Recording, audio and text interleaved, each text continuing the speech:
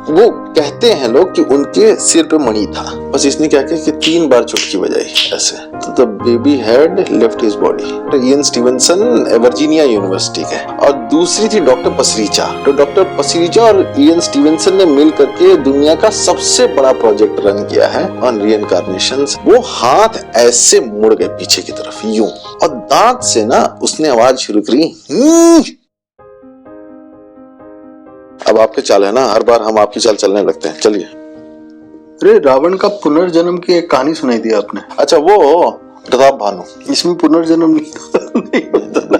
यहाँ इसमें तो होता है ना, जब ये वाला जो है ना वहां पहुंच जाता है तो उसका तो हो ही जाता है। हाँ, और नहीं आइडिया। तो अरे यहाँ से आपका जो ये है the pawn, when it pawn reaches the other end, so you can get one more back। तो जिस घर पे वो गया है वो आपको मिल जाएगा। अच्छा, हम आपको ना एक और दूसरी चीज बताते हैं। क्या हुआ कि एक हमारे मित्र हैं के घर में एक सीनियर थे, मतलब उनके पिताजी के बड़े भाई, मतलब ताऊ जी। हाँ, ताऊ जी। एक अजीब सी कहानी है, कितनी सच है मालूम नहीं मेरे को।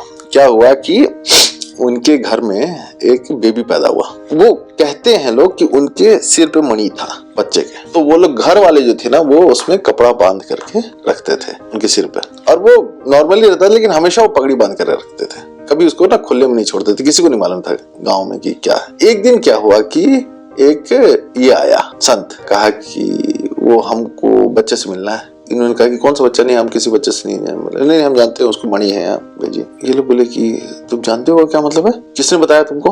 तो कहा कि छोड़िए, वो मेरे पिछले जन्म के गुरु हैं, उनका जन्म यहीं होना था, उन्हीं को खोजते हुए हम आए हैं, समय हो गया, उनको बोलिए कि आकर के मिले मेरे से। बोले वो बहुत छोटा बच्चा है। तो कहा कि आप ला रहे हैं कि नहीं ला रहे हैं? तो इन्होंने कहा कि नहीं, हम आपसे नहीं मिलाएंगे, क्योंकि लोग बचपन में डरते हैं लोगों से जनरली। बस इसने क्या किया कि 3 बार चुटकी बजाई ऐसे, तो कहा गुरुजी चलिए, और निकल गया घर से। और जब ये घर के अंदर गए देखने के लिए तो the baby had left his body, the baby was no more. याते इस तरीके की ना बहुत सारी घटनाएं इंडिया में ना बहुत कॉमन है। मतलब कॉमन तो मतलब ऑफ कोर्स हमारी जिंदगी में we don't come across so many decision, but generally जो है ना वेरी कॉमन। तो 2 डॉक्टर्स हैं, एक थे डॉक्टर इयन स्टीवनसन, ये थे doctor Ian Stevenson Virginia university के, और दूसरी थी डॉक्टर पसरीचा। तो आई थिंक वो पहले इसमें थी आपके पीजीआई चंडीगढ़ में, फिर वो छोड़ दी थी। तो डॉक्टर पसरीचा और इयन स्टीवनसन ने मिल करके दुनिया का सबसे बड़ा प्रोजेक्ट रन किया है ऑन रीइंकार्नेशंस। करीब 2600 cases they have studied over a span of 35 years. पूरा वर्ल्ड वाइड उन्होंने स्टडी किया, नॉट जस्ट इन इंडिया। मतलब उसमें बहुत अजीब अजीब केसेस है। एक मैं आपको सुनाता हूँ। एक लड़की थी, वो शरीफपुरा करके एक गांव में वहां रहती थी। वो ना एक जो एग्रीकल्चर लेबरर होता है ना, उसके यहाँ पैदा हुई थी। जो उसका फादर था वो जाता था एक 2 महीने के लिए काम करने के लिए कहीं, फिर वापस आता था, फिर उनके उससे उनका घर चलता था। गांव में भी मतलब जनरली वो लोग मजदूरी ही करते थे सारे लोग। तो उसी में क्या हो गया, जब इसके फादर एक बार गए तो इसकी मदर बीमार पड़ गई उस लड़की के, और उसकी मदर चल बसी। अब ये लड़की बेचारी अकेले हो गई। अब इसके फादर आए, उनको तार दिया गया, तब तक आए वो। तो ना ये एक टाइप से ना she went into kind of a depression. छोटी बच्ची थी, लेकिन भाई उसकी मम्मी नहीं, अब सारा काम उसको खुद ही अकेले करना पड़ता है। बहुत सारी चीजें, ऑब्वियसली बहुत सारी चीजें होती है। अब क्या हुआ कि उसके फादर का तो वही ड्यूटी था, जाने का आने का, जाने का आने का। तो ये ना एक टाइप से ना she became a very quite a lonely child. इस लड़की का नाम था सावित्री। तो सावित्री जो थी वो, जब मान लो उसके फादर नहीं रहते थे तो आसपास कुछ रिश्तेदार लोग रहते थे, तो वही लोग इसका देखभाल करते थे। और जब उसके फादर आते थे वो काम लग जाती थी। जब ये 15-16 साल की हुई तो 15-16 साल की उम्र में उसके फादर ने एक लड़का खोजा और उससे उसकी शादी कर दी। अब उसका जो हस्बैंड था वो भी वैसे ही काम करता था, वो भी वही लेबरर था, वो भी जाता था। अब इसके सास ससुर थे बूढ़े, तो उसके हस्बैंड ने कहा कि तुम मेरे साथ कहाँ आओगी, मेरे मदर फादर की करो सेवा और तुम यही रहो। अब वो जो है वो अपना जैसे गांव में उसको पानी लाना होता था, फिर मतलब खाना बनाना होता था, कपड़े धोने होते थे, मतलब दिन भर तो बिजी रहती थी। लेकिन उसका जो बेसिक नेचर था ना वो काफी मतलब एक लोनली आदमी का था। फिर क्या हुआ कि फिर उसका हस्बैंड आया, इसी में क्या हुआ कि शी बिकेम प्रेग्नेंट, और उसके बाद फिर उसको एक नॉर्मल एक बच्चा डिलीवर हुआ। लेकिन एक चीज जो हमेशा सब लोग ये मानते थे कि उसका जो बॉडी था ना, इट वाज वेरी स्ट्रांग, मतलब वो ऐसे कमजोर नहीं थी। Despite being so much work and everything, she was a very well built girl. Jagat Narayan या ऐसे कुछ नाम था उसके हस्बैंड का, जगत नारायण हम कह लेते हैं। तो जगत नारायण जब बेटा हुआ तो उसका हस्बैंड आया, तो छोटी मोटी जो भी वो लोग खुशी अपना मनाते थे, वो लोगों ने मनाया कि भाई चलो लड़का हुआ, ये हुआ है।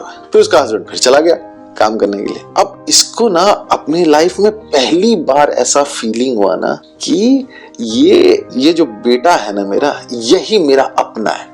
क्योंकि उसने बचपन में माँ को देखा था, माँ चली गई, फादर हमेशा बाहर ही रहते थे, हस्बैंड भी आता जाता रहता था, सास ससुर being the kind of relation. तो इसको जो दुनिया में एक आदमी जो इसको लगता था ना कि जो बिल्कुल मेरा है, वो उसका बेटा है। तो उसको ना नॉन स्टॉप वो लगा करके रखती थी छाती से अपने, ठीक है, वो कहीं उसको छोड़ती नहीं थी। अब क्या हुआ कि एक बार वो गई पानी भरने के लिए, एक हाथ में बच्चा और दूसरे हाथ में वो पानी का मटका जो भी था वो लेकर के जा रही थी। गांव की और भी औरतें गई थी पानी भरने के लिए, कुआं होगा या नदी होगी जो भी होगी। आते आते सडनली क्या हुआ कि एक जगह पे वो रुक गई। दिन का टाइम था, चाहे शाम का टाइम होगा, शाम का टाइम था शायद। एक जगह वो रुक गई और उसके हाथ से वो मटका गिर गया और उसके जो हाथ थे ना, जो लोग कह रहे हैं, जो लोगों ने देखा, वो हाथ ऐसे मुड़ गए पीछे की तरफ, यूं पूरा टच होने लगे टाइप से। एक्सट्रीम अमाउंट ऑफ पेन उस लड़की के, और उसकी बॉडी पूरी अकड़ गई, हाथ ऊपर उड़ गए उसके ऐसे।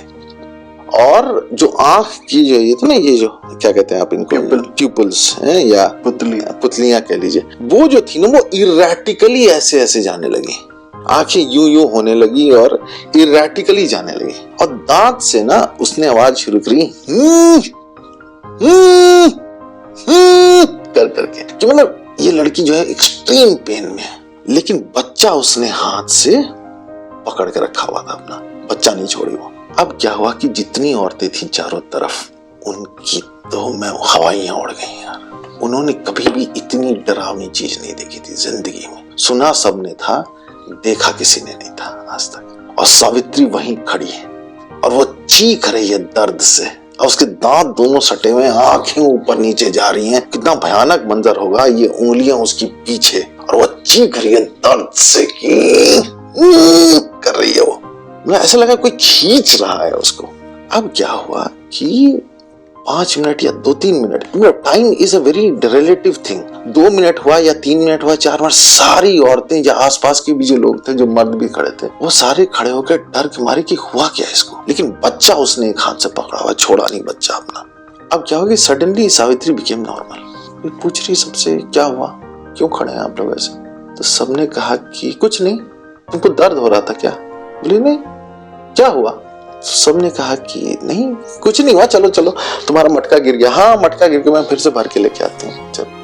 अब सारे गांव में ये चर्चा शुरू हो गई कि कुछ गड़बड़ हुआ है इस लड़की के साथ। उसकी सास को किसी ने जाकर के बताया कि इसकी तबीयत शायद खराब हो रही है, या फिर जो गांव में जनरली होता है कि इसके ऊपर कुछ गलत साया वाया आया है, तो इसकी ना थोड़ा बहुत हम लोगों को एक्सोर्सिज्म कह लीजिए, या फिर थोड़ा बहुत प्रेत जो भी झाड़ना, ओझा को बुलाया जाए, ओझा से बात कराई जाए। उसकी सास ने कहा अरे कोई बात नहीं, हो सकता है कि चटक वटक गई हो कमर उमर, इसीलिए वह सब बोल रही होगी। ठीक है, 1-2 दिन की बात गुजर गई, 1 हफ्ता गुजर गया, ऐसे सब चीज नॉर्मल, कोई प्रॉब्लम नहीं। फिर ये इसको भी किसी ने बताया, हंसते हंसते उसकी फ्रेंड्स थी गांव में, उन्होंने बदिया भी हंसने लगे कि पता नहीं यार क्या हुआ था, मुझे नहीं मालूम, कुछ याद नहीं है। एक दिन वो खाना बना रही थी किचन में खाना बनाते बनाते फिर से एग्जैक्टली वही सिचुएशन हुई। इस बार उसका बच्चा उसके साथ में नहीं था, और वो दोनों हाथ ऊपर उसके वापस पूरे ऐसे मुड़ गए।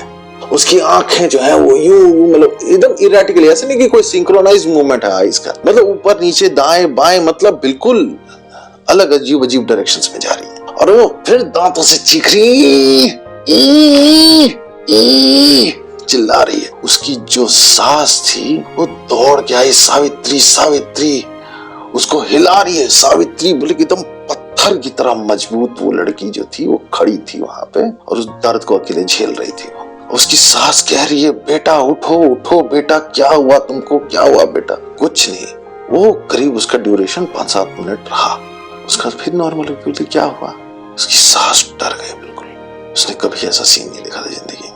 मतलब लोग सुन सकते हैं, लेकिन जब ये चीज सामने आपके घट रही हो ना, आप इमेजिन नहीं कर सकते कि आप एब्सोल्युटली सरेंडर कर देते हैं सिचुएशन में कि क्या हो रहा है, बिल्कुल समझ में नहीं आ रहा। अब उसकी सास ने डर के मारे अपने बेटे जगत नारायण को चिट्ठी लिखी कि बेटा तुम आ जाओ, बहू को कुछ हो रहा है, ये सही नहीं है। अब उसका हस्बैंड जो बेचारा छोटी मोटी जो भी नौकरी कर रहा था, अपना छोड़ छाड़ करके भाग के आया कि क्या। उसका हस्बैंड बहुत प्यार करता था अपनी वाइफ से, तो वो उसको बोला कि तुमको कुछ याद है, कुछ तकलीफ है, ये है वो। बोली कि मुझे कुछ याद नहीं रहता है भाई, अब उसके रहते रहते में 2 बार ऐसे फिट्स और उसको आए। तब उसके हस्बैंड जब खुद अपनी आंखों से देखा तब उसको समझ में आया। उसके मदर फादर ने कहा कि बेटा तुम अब इसका तुम इलाज करो, हम लोग भी बूढ़े हैं, हमारे ये समझ के बाहर है ये क्या हो रहा है। अब क्या हुआ कि वो लोग गांव के पास ही ना दूसरे गांव में एक विश्वनाथ जी रहते थे। तो विश्वनाथ जी जो गांव का पूरा मतलब हीलर भी थे और भूत प्रेत झाड़ते भी थे, ओझा कह लीजिए उनका। तो विश्वनाथ जी आए, विश्वनाथ जी ने देखा सारी चीजें, उनका अपने हिसाब से जो भी उनका जो ट्रेडिशनल नॉलेज था उससे देखा। तो इसने कहा कि अपेरेंटली तो कोई प्रॉब्लम नहीं है, कुछ ऐसा दिख नहीं रहा है मुझे, लेकिन जैसा आप बता रही हैं तो कुछ ना कुछ तो होगा इसमें जरूर, मैं कोशिश करूंगा जानने की, लेकिन मुझे ऐसा कुछ दिख नहीं रहा। कुछ पूजा पाठ अपना मंत्र वंत्र कुछ अपना कर करके वो घर से गए। विश्वनाथ जी जिस दिन आए उस वक्त थोड़ी बहुत पूजा की ना, तो वो कुछ दिन तक वो शांत रही। मुझे लगता है 1 महीने के करीब वो शांत रही। अब क्या हुआ कि कुछ दिन के बाद फिर उसको चढ़ा, और इस बार जो चिल्ला रही थी ना, इसके जो हस्बैंड और उसकी सास और सारे लोग वहां पे खड़े थे इसको देखते हुए, इस बार उसने स्ट्रेट देखा इनको और एक अजीब सी आवाज में उसने चिल्लाया, 3 दिन, बस 3 दिन, और उसके बाद मैं ये शरीर त्याग दूंगी, 3 दिन, ऐसे बोली और वहां गिर के बेहोश हो गई। अब इसका हस्बैंड और इसकी सास डर के मारे कभी बच्चे को देखें कि 3 दिन में कि कैसे मर जाएगी, क्या हो जाएगा, कुछ उसने जो भी बोला वो बहुत डरावना भी था और बहुत अजीब था वो। तो उसके हस्बैंड ने फिर सोचा कि अब ये 3 दिन मैं ऐसा क्या करूं कि किसी भी खतरे की चीज के पास न रहे। इसने कहा कि खाना मैं बनाऊंगा, माँ तुम बनाओ खाना, हम इसको कुएं के पास नहीं जाने देंगे, हम इससे कोई काम नहीं कराएंगे, ये बस आराम करे, जो इसको अच्छा लगे, जो हमारे पास सामर्थ्य है, गांव में कुछ मिठाई मिल रही हो वो, कुछ सहेलियां रहे उनसे बात करे, ये करे वो करे, वो अपना। पूरे गांव में चर्चा हो गई कि सावित्री ने 3 दिन का समय दिया है अपने लिए। अब क्या हुआ कि 1 दिन गुजरा, गांव वाले भी ना वेरी जेन्युइन पीपल, वो लोग भी ना कीर्तन वीर्तन बेचारी के सामने बैठ करके ना अपना भजन वजन करते रहते थे। अब ये इसको भी बड़ा बोरियत होता था क्योंकि अपेरेंटली तो फिट थी ना, ये एब्सोल्युटली फिट, उसको कोई प्रॉब्लम ही नहीं था, एहसास भी नहीं था कि क्या हुआ है। वो बोर होती थी, सब आकर के कोई इसको टीका कर रहा है, कोई भगवान जी है, कोई माला जप रहा है, ये कर रहा है वो कर रहा है, बोले यार ये तो बड़ा अजीब है। अब ये बोर हो रही थी, हंसती भी थी, अपने हस्बैंड कहती थी कि तुम तमाशा बंद करोगे, ये अरे कुछ नहीं होने वाला मुझे को, मैं एकदम तंदुरुस्त हूँ, देखो मुझे। उसका हस्बैंड कहा ठीक है एकदम सही बात है, 3 दिन की बात है तो बात मालूम है। अब क्या हुआ कि 1 दिन गुजरा, दूसरा दिन में बहुत आराम से गुजर गया, तीसरा दिन आ गया। अब ये दिन जो था ना, स्ट्रेस के मारे हालत खराब, सावित्री को छोड़ करके हर आदमी स्ट्रेस में कि क्या होने वाला। तीसरे दिन अब क्या हुआ कि सुबह से उसकी सास ने उसको जो उसके पसंदीदा चीजें थी वो खिलाई। वो कह रही कि वाह बड़ा अच्छा भाई, मेरी सास मेरे बड़ी इज्जत करी है। अच्छा बस उसने एक ही चीज ये किया था कि वो अपने बेटे से दूर रहती थी और बेटे को तभी वो लाड करती थी जब ये लोग साथ में खड़े हों। शाम होने लगी ना तो ये बोर हो रही थी सावित्री, क्योंकि थोड़ी सी ना हवा, खिड़की खोल लेती हूँ मैं, तो खिड़की खोली, फिर वो बोली कैसे छोड़ो ना, घर के इस पे दरवाजे पे खड़े होकर के थोड़ी हवा ले लेती हूँ। देखो आप ये इमेजिन करो कि ये ना ये कोई अर्बन घर नहीं है, ये झोपड़ी है प्रॉपर मिट्टी की, तो वहां पे वो खड़ी है। अब उसकी ना दोस्त जा रही थी सामने से, तो उसने दोस्त को तो उसकी दोस्त हंस के बोली तब सब ठीक है, तो कहेगी अरे कुछ नहीं तमाशा चल रहा है ये वो अपना। दोनों वो बोली अच्छा रुक जा मैं आती हूँ, तो अपना कुछ काम वाम करके आई वो, ये दोनों खड़ी होकर गप्पे मार रही हैं। तो उसने पूछा कि क्या हो जाता है, तुमको कुछ याद नहीं रहता है, तुम क्या करती रहती हो? पूरा गांव यही बात ही करता था कि सावित्री क्या कर रही है। ओके मुझे खुद नहीं मालूम है, लेकिन अब जो कहते हैं अब क्या करें, चलो ठीक है आज का दिन है, अब आराम से कट गया, आराम से सोएंगे, अब कल से नॉर्मल काम धंधे में लगेंगे अपना, ठीक है। उसकी दोस्त जो थी कुछ अपना सास के बारे में बातचीत कर रही थी, बात कर रही है, सावित्री जवाब नहीं दे रही है, फिर ये कुछ बोले जा रही है, सावित्री उसको देखे जा रही है ऐसे कॉन्स्टेंटली। उसकी दोस्त बोल रही है तो सुन रही है नहीं सुन रही है, ऐसी खड़ी है। उसके बाद उसको उसने हिलाया, वैसे ही हार्ड एकदम पत्थर की तरह सावित्री खड़ी हो गई उसी दरवाजे पे। उसकी दोस्त चीखी, मतलब उसका जो खौफ था ना उसकी दोस्त का कि ये बात जो सबने सुनी आज मैंने देखी और मेरी दोस्त सामने से चली गई मेरे, और चीख रही है सावित्री उठ उठ, सावित्री उठ उठ। सावित्री कुछ नहीं, कोई हरकत नहीं, बॉडी ठंडी पड़ गई एकदम। और उसके बाद उसके हस्बैंड और सारे लोग आए, उसको लेटाए, कोई फिर उसको बुलाया गया विश्वनाथ जी को। विश्वनाथ जी ने चेक किया, बोले कि चेहरे से सारा ब्लड वर्ड उसका चला गया था, शी वॉज नो मोर। अब क्या हुआ, शाम हो गए, अब सारे लोग गांव में एकदम सन्नाटा, कर्फ्यू लग गया जैसे। सब औरतें अपनी अपनी बच्चों को लेकर के अंदर चली गई और जो सारे मर्द थे वो घर के बाहर बैठे हुए हैं कि आखिर करें क्या हम। ऐसी अजीब घटना घटी है हमारे गांव में कि जिसको हम इमेजिन नहीं कर सकते। अब उन्होंने रात को ही किया तो सब, ये हस्बैंड तो बेचारा रो रहा था अनकंट्रोलेबली, अब बच्चे को बेचारा अकेले लेकर के बैठा हुआ था, उसकी सास ससुर भी क्या, सबका एक ही ओपिनियन हुआ कि जो भी घटा है इसको जल्दी से जल्दी इसका क्रियाक्रम कर दिया जाए। तो रात को तो हम नहीं करते हैं क्रियाक्रम, हम करते हैं सुबह। सबने कहा कि रात को ही हम सारी तैयारी कर लेंगे। अब उसका हस्बैंड बेचारा गया, अपना साड़ी वाड़ी जो भी थी उसकी लेके आया, पर तैयार करते हैं ना। उस वक्त फिर गांव की औरतों को बुलाया गया, तो कुछ जो बूढ़ी थी वो आई, उन्होंने कहा कि चलो इसको तेल वेल लगा दिया जाए, अच्छे से इसका श्रृंगार कर दिया जाए। सारे हस्बैंड, सारे जो ये लोग थे वो बाहर बैठ गए, औरतें अंदर श्रृंगार कर रही हैं और साथ में एक ही डिस्कशन हो रहा है कंटिन्यूअसली, आखिर हुआ क्या। विश्वनाथ भी कह रहे कि मुझे भी समझ में नहीं आ रहा कि क्या हो रहा है, उसको भी बेचारे को नहीं समझ में आ रहा था। तब तक सडनली क्या हुआ कि एक औरत वहां चीखते हुए भागी उसके रूम से।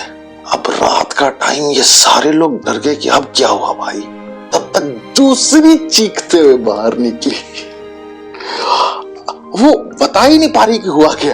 तीसरी चीखते हुए औरत बाहर निकली, सारे मर्द कहे कि अब जो सारा रीति रिवाज गई, हम रूम के अंदर जा रहे हैं कि हुआ क्या अंदर। वो बता ही नहीं, बदहवास हो गई थी बिल्कुल वो औरतें। अंदर गई तो एक बूढ़ी औरत जो है ना, वो ऐसे पकड़ के बोलती है, कहती है अभी इसने मुझे देखा।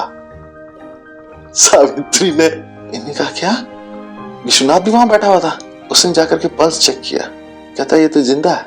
फिर इन्होंने 10 मिनट उसको दिया, उसने आंख खोली, पलकें झपकाई, ये सारे लोग देख रहे हैं। मतलब ये खौफ का आप इमेजिन कर सकते हो कैसा भयानक होगा ये, इमेजिन नहीं करना ठीक है। वो सारे लोग वहां पे उसको देख रहे हैं कि हो क्या रहा है, मतलब ये क्या हो, मतलब समझ में नहीं आ रहा किसी को। फिर वो उठ के बैठ गई, उससे ड्रेस पहना हुआ पूरा, चारों तरफ ऐसे देख रही है, पूछती है कि कौन हो तुम लोग? इन्होंने कहा हमें नहीं पहचान रही तुम? बोलती नहीं। उसका हस्बैंड बोला मुझे तो पहचानो, तुम कौन हो? तो उसके हस्बैंड ने कहा कि मैं जगत नारायण, तुम्हारा हस्बैंड, ये तुम्हारी सास, ये तुम्हारी, अपने बेटे को तो पहचानो। नहीं, बेटा मेरा नहीं है, मेरे बच्चे कहाँ हैं? तो कि अरे ये तुम्हारा ही बेटा? बोले नहीं, मेरे तो 2 लड़के हैं। उसने कहा कि तुम्हारे 2 लड़के? बोले हाँ मेरे 2 लड़के हैं। मेरे लड़के कहाँ है? मेरे लड़कों को बुलाओ। ये कौन से 2 लड़के भाई? तो कह नहीं, ये बच्चे नहीं है मेरे, ये बच्चा नहीं है मेरा, मेरे बच्चे को बुलाओ, जाओ बाहर बुलाओ। और वैसे तुम लोग हो कौन यार, मैं तुम लोग को नहीं पहचानती। अभी कह रहे हैं ये बताओ तुम कौन हो? बोले मैं शिवा, पहचान नहीं रहे हो मुझे? बोले पूरा नाम तुम्हारा क्या है? तो बोले मेरा नाम शिवा त्रिपाठी है, तुम लोग कौन हो? अब यहाँ पे जो है ना, सबका दिमाग जो है ना, वो एब्सोल्युटली पागल होने वाली स्थिति हो गई इन लोगों की। अब क्या हुआ कि शिवा त्रिपाठी, उसका हस्बैंड भी बेचारा, दिमाग उसका हिलने लगा, शिवा त्रिपाठी कौन है, ये क्या है? जैसे जैसे रात बीतने लगी, सुबह होने लगी, वो सबसे ना उसका टोन बदल गया, उसका बिहेवियर बदल गया। उसके बाद वो शांत हो गई, चुप हो गई, और वो बिल्कुल ना, उसका जो एक चेहरे पे ना एक भाव अलग, जैसे एक पर्सनालिटी अलग हो, वैसा भाव आ गया उसके ऊपर चेहरा। वो कह रहे मैं आप लोगों को नहीं पहचानती, चलिए ठीक है कोई बात नहीं, अभी मैं यहाँ पे हूँ, कैसे आई हूँ मुझे नहीं मालूम, लेकिन मेरा नाम शिवा त्रिपाठी है, मैं सावित्री नहीं हूँ, मुझे सावित्री नाम बोले आप प्लीज, ठीक है? मेरा नाम शिवा त्रिपाठी। अब घर में ऐसे ही ड्रामा चल रहा है, वो अपने बच्चे को चाहिए, उसका बच्चा रो रहा है इसको देख करके, इसको कोई मतलब ही नहीं अपने बच्चे से। 2-3 दिन के बाद बोलती है अपने हस्बैंड को कि मुझे चिट्ठी लिखनी है। इसका हस्बैंड बोला चिट्ठी लिखनी है मतलब? तो बोले हाँ, मुझे, तुम्हारे घर में पोस्ट कार्ड है, पेन वेन है कुछ, मुझे चिट्ठी लिखनी है। इसका हस्बैंड अनपढ़ था, सावित्री के फादर अनपढ़ थे। सावित्री जब रहती थी अपनी, जब उसके फादर जाते थे तब वो किसी रिश्तेदार के साथ रहती थी, उसने बहुत जोड़ के इसका ना रामायण उस तरीके से, उसको लिखना तो बिल्कुल ही नहीं जानती थी। इसने कहा कि मुझे चिट्ठी लिखनी है। अब इसके हस्बैंड को समझ, बेचारा गया, पहली बार घर में कोई कलम लेकर के खरीद के लेके आया, पेन, उसने पोस्ट कार्ड या चिट्ठी उठाई और उसमें उसने चिट्ठी लिखना शुरू किया। चिट्ठी लिखी पूरी, और उसने जाकर के अपने हस्बैंड को बोला कि जाओ ये तुम पोस्ट कर दो। उसने बोला जी मैम, या पोस्ट कर दिया। फिर हर हफ्ते वो अपने हस्बैंड को बोली कि तुम मेरे लिए लेकर के आओ वो पोस्ट करने के लिए हर हफ्ते चिट्ठी लिखनी। और सारे लोग इस बात से एब्सोल्युटली शॉक्ड थे। सावित्री को पढ़ना लिखना नहीं आता था, वो गांव की लड़की थी। दूसरी बात, जैसे वो साड़ी पहन रही थी अब ना, वैसे सावित्री साड़ी नहीं पहनती थी। अच्छा, वो जब लोगों से बात भी करती थी उसका टोन और वो ना किसी बहुत पढ़ी लिखी एजुकेटेड मिडिल क्लास लड़की की तरह आवाज आती थी उसकी। वो बिल्कुल एक गांव की लड़की की तरह उसकी आवाज नहीं थी। मतलब पर्सनालिटी बिल्कुल ही सावित्री का खत्म हो गया था उसमें से। अब उसके बॉडी के अंदर जो भी पर्सनालिटी थी वो बिल्कुल ही अलग थी किसी पढ़े लिखे घर की, मतलब मिडिल क्लास लड़की की ये थी पर्सनालिटी। अब क्या हुआ कि 3 महीने के बाद एक आदमी एक सूटकेस लेकर के पहुंचा उस गांव में। तो सबने पूछा, उसने बोला कि मेरा नाम सियाराम त्रिपाठी है। बूढ़ा सा था। यहाँ कोई ऐसी लड़की है क्या जो अजीब अजीब हरकतें करती है? तो सारे लोग गांव में कहे कि है तो, एक तो है। हम लोग उसी के डर के मारे इधर उधर चुपते फिर रहे। तो कहे कि उसका घर हम दिखा सकते हैं हमको। तो कोई लेके गया उनको। वो पढ़ा लिखा, he was a lecturer in university. I think कौन सी यूनिवर्सिटी में थे वो, शायद इलाहाबाद यूनिवर्सिटी में कि किसी में यूनिवर्सिटी में थे वो। तो लेक्चरर थे, असिस्टेंट प्रोफेसर या प्रोफेसर थे। उन्होंने कहा कि मेरा नाम सियाराम त्रिपाठी है और आपके यहाँ कोई लड़की है जो चिट्ठी उठी लिख रही है। तो उसकी सास तो ऐसे ही, मतलब उसके लिए तो एक अजीब ही ना चल रहा था घर में है? एक नया आदमी आ गया, सीक्वेंस, भैया आप कौन है? तो बोला मेरा नाम सियाराम त्रिपाठी है। तब तक जो सावित्री जो अब शिवा थी उसको सुनाई दिया सियाराम त्रिपाठी। पटक करके जो भी काम वो कर रही थी बाहर निकली, जोर से चिल्लाई पापा, और जा करके अपने पापा के गले लग गई। अब वो बॉडी में तो सावित्री थी, अब वो जो सियाराम त्रिपाठी था उसको भी ये बात समझ हजम नहीं हो रही थी कि हो क्या रहा है। ये कहा कि हाँ ठीक है ठीक है ठीक है। आप पापा हमको पहचान नहीं रहे हैं, मैं शिवा हूँ। तो सियाराम त्रिपाठी ने 2-4 चीजें इधर उधर की पूछी। तो बल्कि आप गलत बता रहे हैं, नहीं ये ऐसे नहीं था, वैसे था वैसे था वैसे था, मतलब आप क्या कंफ्यूज हो रहे हैं, मैं शिवा पहचान नहीं पा रहे हैं हमको। कहे कि बेटा जी समझ में तो नहीं आ रहा है कुछ। वो बेचारे बोले कि एक गिलास ठंडा पानी हमको पहले पिलाइए, हम नहीं समझ रहे क्या हो रहा है। तो ठंडा पानी लिया गया, उनको पिलाया गया, कुछ चावल और कुछ बूंद। फिर कहा कि आप हमको चिट्ठी लिखते थे? तो हाँ मैं आपको चिट्ठी लिख रही थी, मुझे बहुत कुछ बताना था आपको। तो कहे कि हम सब चिट्ठी पढ़े बेटा जी। सब चिट्ठी निकाल करके सियाराम त्रिपाठी रख दिए। अब इन लोगों को देखा कि सब तो इसके गांव का ही पोस्टेड है सारा का सारा। और वो रहते थे डिबियापुर में। वो 100 किलोमीटर था करीब शरीफपुरा से डिबियापुर। तो 100 किलोमीटर ऑब्वियसली चिट्ठी जाएगी ना। और कोई रिलेशन ही नहीं था दोनों में, मतलब there is absolutely gap between these two. कोई ना तो कभी कोई शरीफपुरा में काम करता था, कोई डिबियापुर में काम करता था। ये खाली हुआ था कि जब सियाराम त्रिपाठी के पास ये चिट्ठियां आने शुरू हुई तब वो मैप में खोजना शुरू किए कि शरीफपुरा है कहाँ। तब वो अपने कॉलेज में कुछ लोगों से पूछे तो कॉलेज लोगों ने बोला कि नहीं ये है कोई जगह, कोई फ्रॉड नहीं कर रहा, ये कोई है जगह शरीफपुरा से जहाँ पे कि कोई आपकी बेटी बन करके आपको कोई चिट्ठी लिख रहा है। तो जब वो बहुत दिन इग्नोर किए, लेकिन जब वो 3 महीने हो गए और उस चिट्ठियों में ना एग्जैक्टली वही लैंग्वेज ही लिखा रहता था जो इनकी बेटी लिखती थी, तो इनको प्रॉब्लम होने लगा। इन्होंने सोचा, फिर इन्होंने अपने एक उनके स्टाफ में से कोई उसी आसपास के गांव का था, वो बोले कि हाँ हमारे गांव का है, हम आपको वहां तक ले चल सकते हैं, आप चलिए। क्योंकि उस समय ना गूगल मैप्स तो था नहीं और ये सब, चूंकि गांव का एरिया होता तो यू वुड ऑलवेज। अच्छा, चूंकि इतना वो स्ट्रेसफुल सियाराम त्रिपाठी के लिए था वो प्रॉब्लम कि सियाराम त्रिपाठी बोले कि हम अकेले emotionally I can not handle this.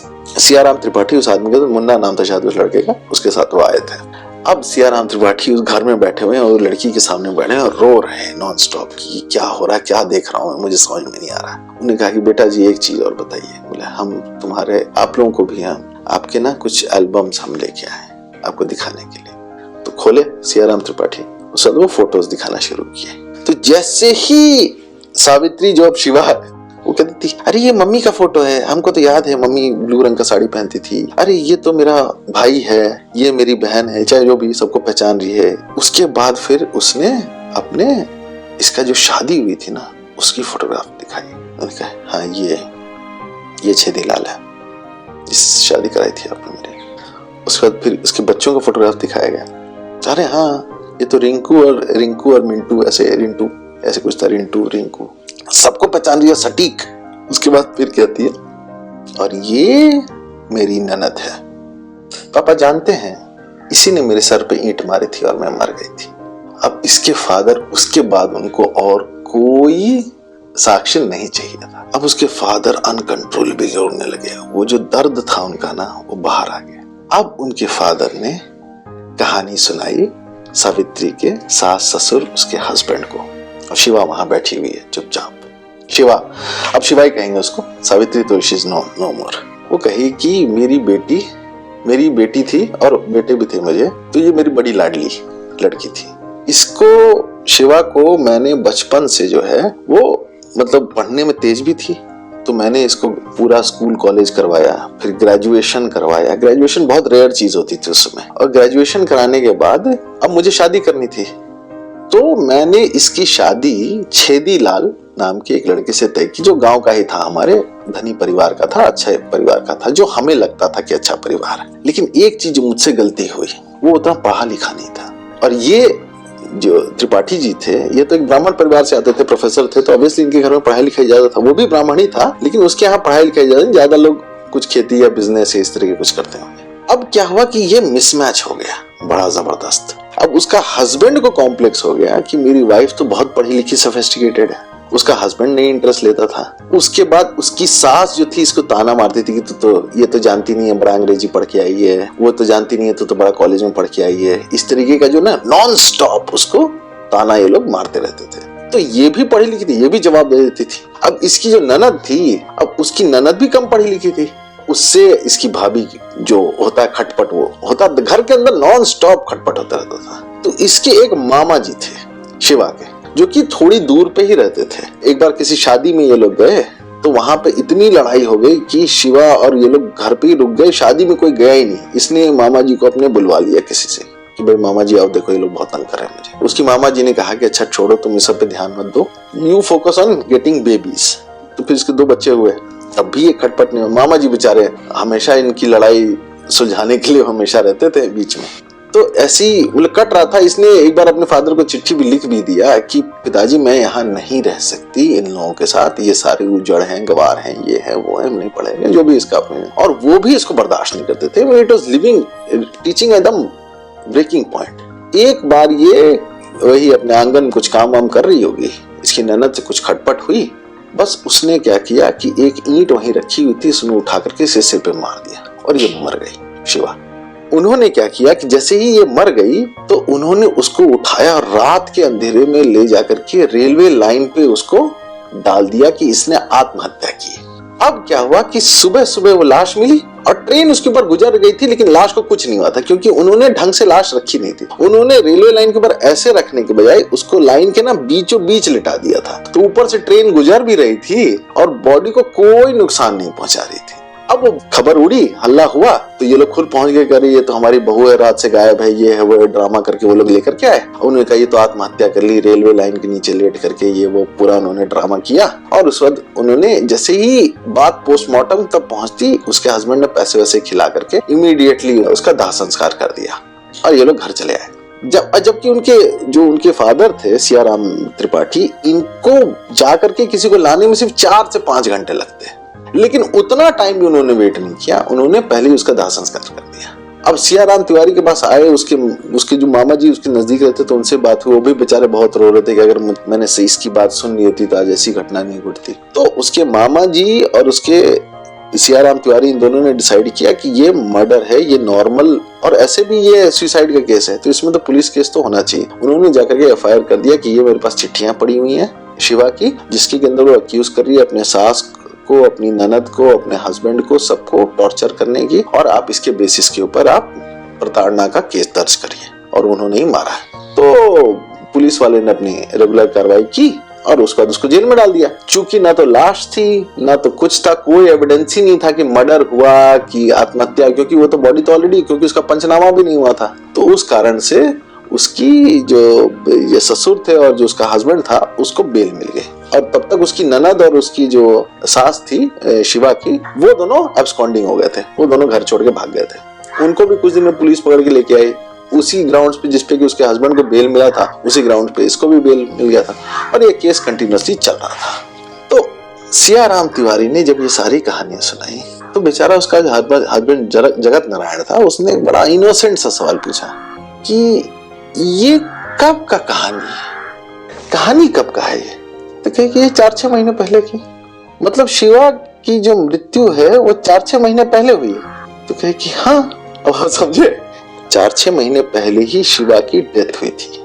जो सावित्री थी उसको प्रॉब्लम्स उसके डेथ के 3-4 या 2-3 महीने के बाद ही शुरू हो गए थे।